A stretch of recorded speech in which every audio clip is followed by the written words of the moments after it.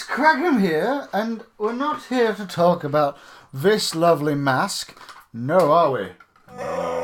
No, we're here to talk to you all about this week's latest White Dwarf. And yes, so it's great to see something a bit different this week.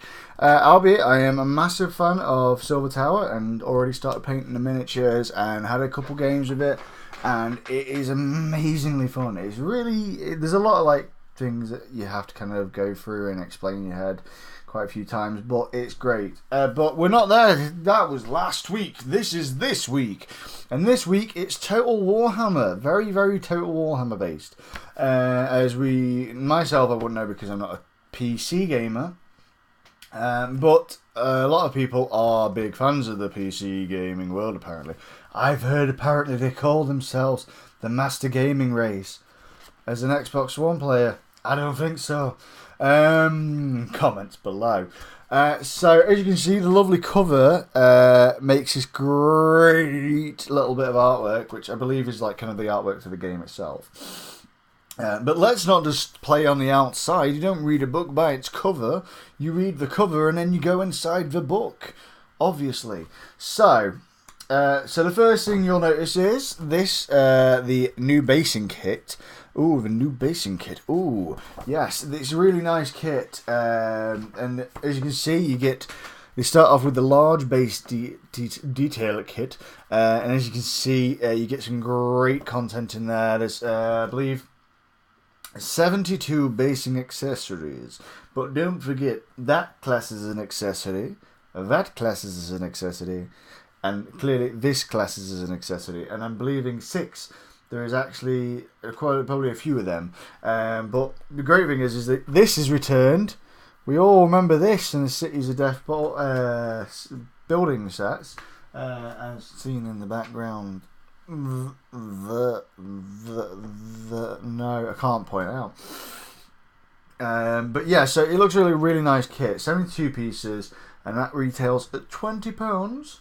Or if you're European, €26. Or if you're American, $33. So you get that, and then they've also done a great one on the 32mm and the 25 and 40mm round bases. Now, with the smaller sets, you get 60 bases in each set. So the 32 obviously is going to be for your Space Marine, your Chaos Space Marine, probably maybe some people are like Orcs.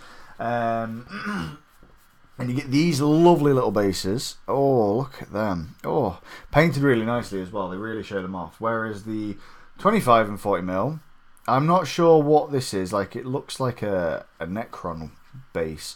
I'm not a fan. I'm not a big fan of these ones, but in that, these are both again £20 like the large basing kit. But in the 25 and 40mm, you get 40 25mm and 20 40mm. Confusing. But I think I might pick these up if I can paint them different, because I've got my Imperial Guard Traitor army, which I really want to put on different bases. And it's great to see Games Workshop doing something like this and releasing it. I mean, £20, it could be, some people could say it's quite steep, but I think for the quality of the bases, when you look at especially the 32, they look really nice. And some third-party competitors would charge out the arse for a city-based, well, for any kind of scenic bases. So, well done to your Games Workshop. They've also obviously covered, sorry, I'm breathing quite heavily a lot. I don't know why. But they've also done the oval and the large round base of the people who've got dreadnoughts and all that. Luckily in my Imperial Guard army, it's mainly tanks and troops, so Traitor Imperial Guard, so that's fine. So I won't need to worry about that. But they are great, and again, this is 6 60mm bases, 6 times 75mm oval. So there's your motorcyclists, bikers, and your jet bikes, and then there's also 6 90mm bases. So that's for obviously your juggernauts, of corn, things like that. So they've got a nice little coverage of everything. So next is these. Ooh, new paints, no technical paints. And also glosses. They've made a return, new glosses.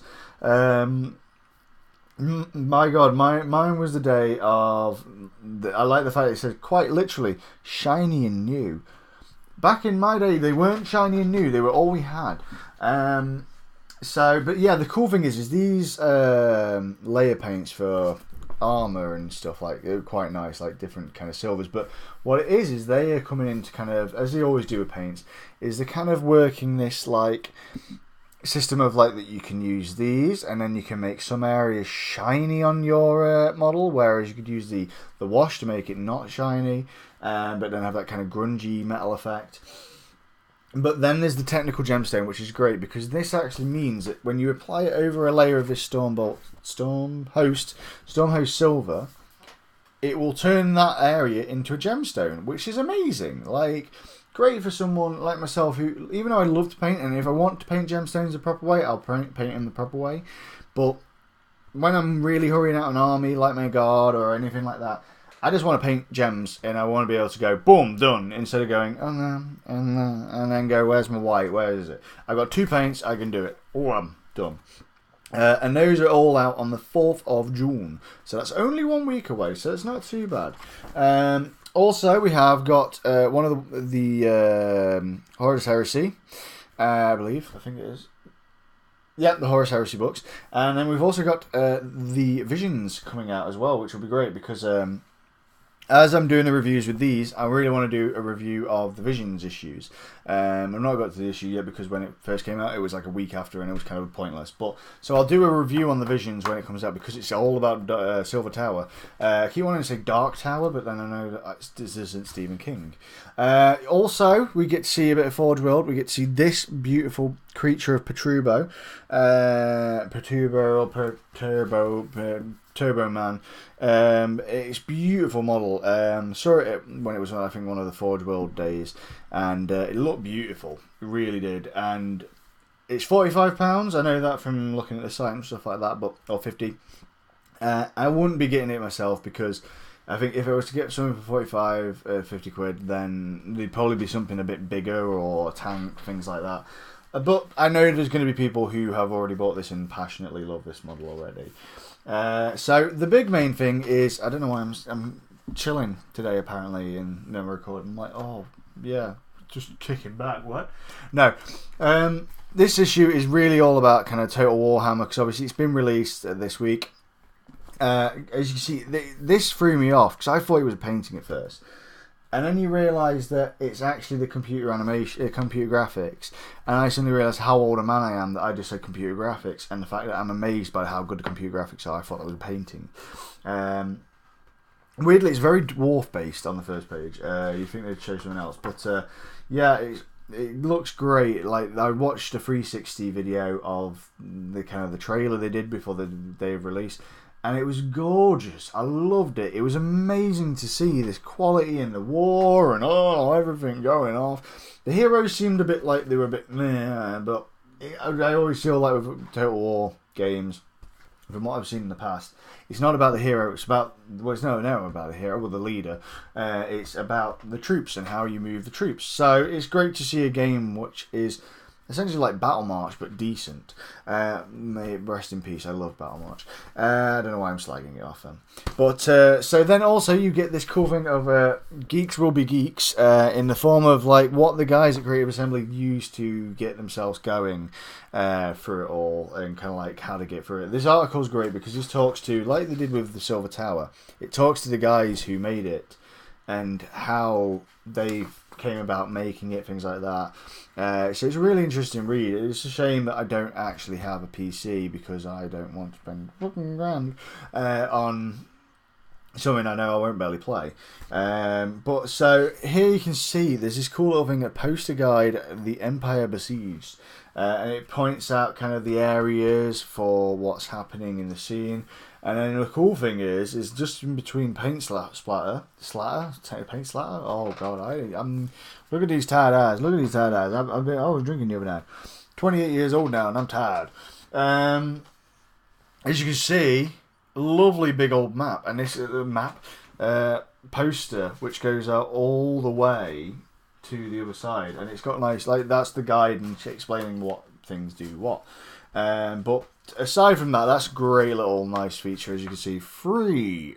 But no, the paint splatter is weird because we're getting the paint splatter kind of a week early on how to use the gemstone paints and gemstone paints and things like that. So as you can see, there's the gemstone paints of the blue, the red, and the green, kind of all working together as harmony to make Captain Planet. No, that was weird.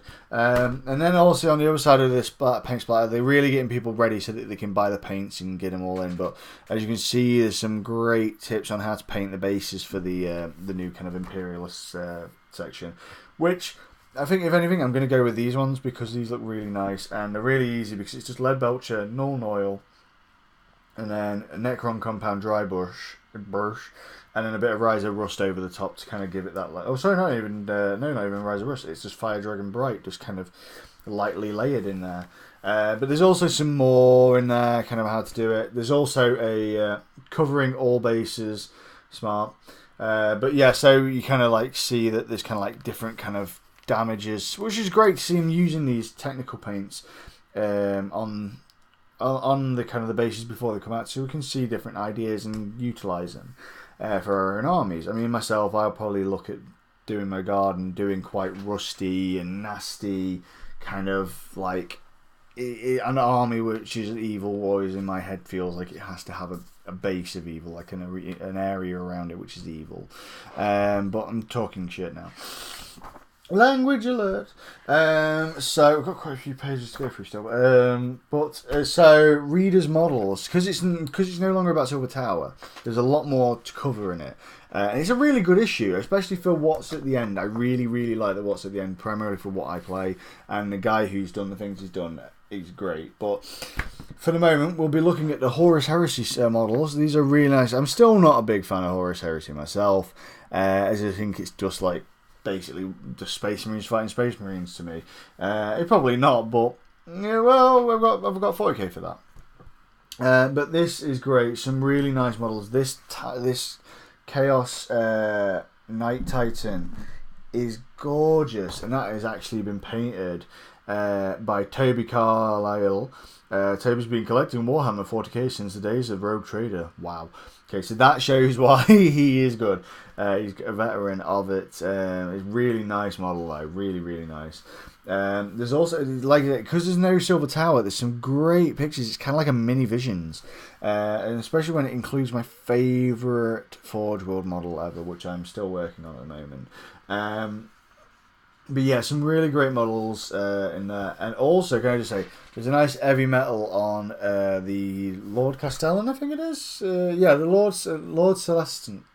Lord Celestant, which, to be honest, I never liked Sigmarines. Never liked Sigmarines until I played Silver Tower. And having a tank like that in Silver Tower is amazing. So I've come to appreciate him a little bit, and I've painted one up. I'll do a video when I've finished it, so you can see what it looks like. But yeah, so really nice little heavy metal kind of on him. But this is the article. I wanted to make a bit more of the video about this guy because he is. I found him on, I think it was back on Warseer or something like that. But he then recently, I think he made an Instagram account. I'm not sure. I can't remember if it was him or not. It might have just been someone sharing his pictures on there. But this guy, now he's called his army the Plague Bones. It's a Renegade Space Marines. And they have got a heavy influence of Nurgle about them. But look at that army, beautiful army. Now I've seen glimpses of like the big guy. That's who I've seen a lot. Also these guys, I saw these were kind of shot really nice. He has a nice little blog with all his stuff on there. But he's a really good crafter. But it's these two pages now. This, like, I'm doing something similar myself in my Chaos in the form of Bone Ripper, but that is just gorgeous. Like, such a nice model. I highly appreciate his skills behind how he's done them, because I believe his name Maxime or something like that, and it's gorgeous. Look at them. That is so gorgeous, and it's such a nice model to use. and it's like talks about how he made that from like breastplate of a Terminator, and then the rest was all kind of handmade, and the turbine similar to my my Helldrake are actually kind of custom made to be similar to the Black Drones, but not the Black Drones. But as you can see, yeah, it's like he has not only a great converting style, but he has a great painting style. Like if I can bring that in, and you can see just how beautiful his army is. It's insane. It really is insane. But yeah, so like it's a great kind of view on Maxime and how he paints and how he converts. And for me, I am a massive fan of A, Nurgle, B, converting, and C, that kind of like the different aspect of 40k.